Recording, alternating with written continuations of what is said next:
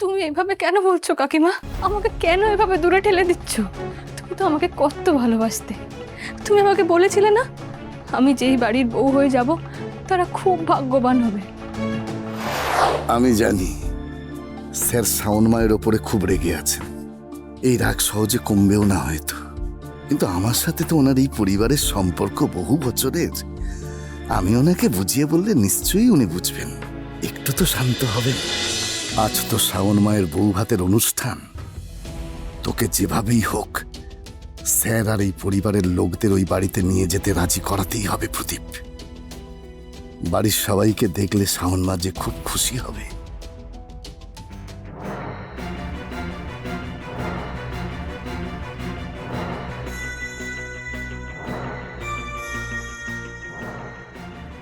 আপনি আপনি কেন এসেছেন এখানে? আমি জানি যে সেদিন বিয়ের অনুষ্ঠানে আপনারা যা শুনেছেন তাতে আপনারা শাওন মা আর শুভর ওপরে খুব রেগে আছেন। কিন্তু স্যার ওরা তো ছোট, একটা ভুল করে ফেলেছে। হটকারিতা করে আমাদের কাউকে না জানিয়ে বিয়েটা করে ফেলেছে। খবরদার, যদি আর একবার ওদের হয়ে সাফাই গাও তোমাকে কিন্তু আমি। দিদি, স্যার, ম্যাডাম, আপনারা যা শাস্তি দেওয়ার দিন। হ্যাঁ, ওদের সে শাস্তি প্রাপ্য, কিন্তু একটু ভেবে দেখুন ওরা তো আমাদেরই সন্তান।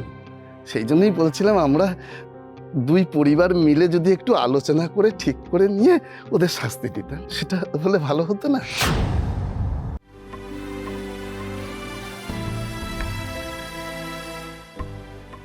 জানি এই বাড়িতে সবাই আমার ওপর রেগে আছে, কিন্তু ধীরে ধীরে আমি সবার রাগ ভাঙিয়ে মন জিতে নেব। কাকিমা, দিদি, বৃষ্টি আগে আমায় যেমন ভালোবাসতো আবার ঠিক তেমনই বাসবে।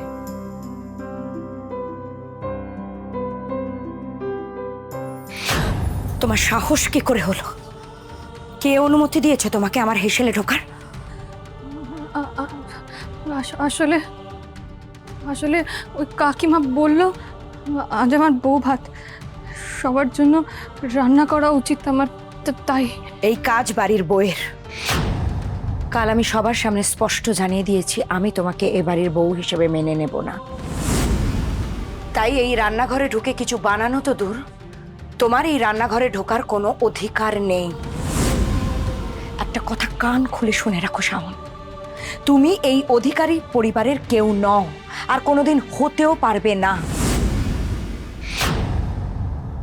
স্যার, বাবা মা হিসেবে আমরাই তো ওদের ভুলটা ধরিয়ে দেব, আমরা ওদের শাস্তিও দেব, আবার আবার ক্ষমা করে ওদের বুকে টেনে নেব। এটাই তো কর্তব্য হওয়া উচিত। কিন্তু তাই বলে ওদের ভালোবাসার এই সম্পর্ককে যদি আমরা স্বীকৃতি না দিই তাহলে তো স্যার। এখন কি আমাকে নিজের দায়িত্ব কর্তব্য কি সেটা তোমার কাছে শিখতে হবে? না না স্যার, আমি কিছু শেখাতে চাইছি না, সেই ধৃষ্টতা আমার নেই। আমি সেদিন বিয়ের অনুষ্ঠানে কি বলেছিলাম সেটা মনে আছে তো? শাওনের বিয়ে হয়ে গেছে, এখন ওর দায়িত্ব তোমাদের। ওর সাথে আর আমার কোনো সম্পর্ক নেই। আমি জানি স্যার, সেদিন আপনি রাগের বশে এই কথাগুলো বলেছিলেন। আমার রাগ এখনো তুমি দেখোনি প্রদীপ অধিকারী। সেটা যদি না দেখতে চাও তাহলে এ বাড়িতে তুমি আর কখনো পা রাখবে না। কি ভেবেছো নাকি তুমি এই সস্তার মিষ্টি এনে আমাদের মন গলাবে তুমি?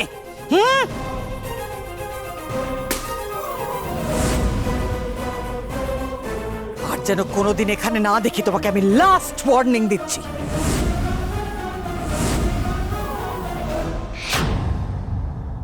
তুমি এভাবে কেন বলছো কাকিমা? আমাকে কেন এভাবে দূরে ঠেলে দিচ্ছ? তুমি তো আমাকে কত ভালোবাসতে। তুমি আমাকে বলেছিলে না, আমি যেই বাড়ির বউ হয়ে যাব তারা খুব ভাগ্যবান হবে। তাহলে এখন আমাকে মেনে নিতে চাইছো না কেন? কারণ আমাদের ভালোবাসার কোনো মর্যাদা তুমি দাওনি, কোনো সম্মান দাওনি। আমাদের ভালোবাসার প্রতিদান কি দিয়েছো তুমি? আমাদেরকে ঠকিয়েছো, আমার মেয়ের জীবনটা একেবারে বরবাদ করে দিয়েছো। গিয়ে দেখো শাওন, আমার মেয়েটা কিরকম ঘরবন্দি হয়ে পড়ে রয়েছে। আমাদের সংসারের সুখ শান্তি সব কেড়ে নিয়েছো তুমি। সবাই কুমড়োচ্ছে, আমাদের সংসারের শ্রী কেড়ে নিয়েছো তুমি। তাই জন্যে আমি তোমাকে কোনোদিন ক্ষমা করব না, কোনোদিন মেনে নেব না আমি তোমাকে। আপনি সত্যি এতটা রেগে আছেন স্যার? স্যার, আপনি তো আমাকে বিশ্বাস করতেন, শুভকে আপনি নিজের সন্তানের মতন ভালোবাসতেন, আর সেই শুভকে আপনি পাঠাচ্ছেন থানাতে। আমাকে বলছেন যে এই বাড়িটা না আসতে। কেন আসবে তুমি? কোন অধিকারে, কি যোগ্যতা আছে তোমার শিক্ষামন্ত্রী বীরেন্দ্র চক্রবর্তীর মুখোমুখি দাঁড়ানোর? শুনুন, আপনি এবং শুভ দুজনেই আপনাদের যোগ্যতা, আপনাদের সীমা ভুলে গেছেন। দাদা শুভকে ভালোবাসতো কারণ শুভ দাদার বিশ্বস্ত কর্মচারী ছিল।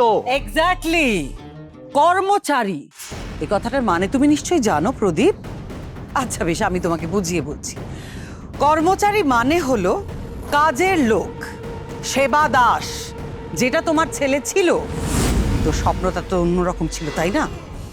ওর স্বপ্ন ছিল যে তার মালিককে এই গদি থেকে সরিয়ে নিজে গদিতে বসবে, ও সবাইকে অর্ডার করবে, অন্যরা ওর 5 ফরমাস খাটবে। আর এই জঘন্য পরিকল্পনা সফল করার জন্য আমাদের বাড়ির একটা ইনোসেন্ট মেয়েকে ও অস্ত্র হিসেবে ব্যবহার করেছে। এর পরিণতি কি হতে পারে তুমি বুঝতে পারছো? আমি আপনাদের রাগের কারণ বুঝতে পারছি ম্যাডাম, কিন্তু আপনারা আমার শুভকে ভুল বুঝছেন। স্যারের জায়গা নেওয়ার মতন ছেলে আমার শুভ নয়। ও তার আগে গলায় দড়ি দিয়ে নিজেকে শেষ করে ফেলবে। নিজের ভুল শোধরাবার, তোমাদের রাগ কমাবার কি কোনো উপায় নেই আমার? উপায় একটাই, তোমার জন্যে আমার পরিবারের যা ক্ষতি হয়েছে তার ক্ষতিপূরণ দিতে হবে তোমাকে।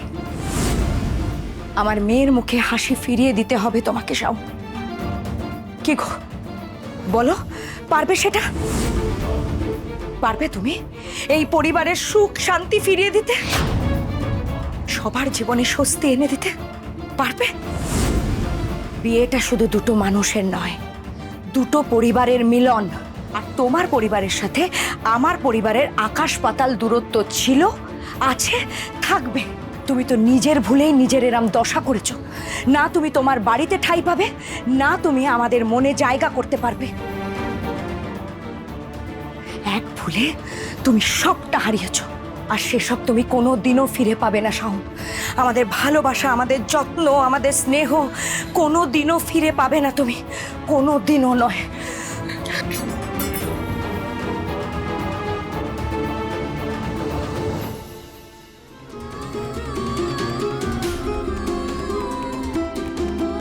আর সেসব তুমি কোনো দিনও ফিরে পাবে না শাওন। আমাদের ভালোবাসা, আমাদের যত্ন, আমাদের স্নেহ কোনো দিনও ফিরে পাবে না তুমি, কোনো দিনও নয়।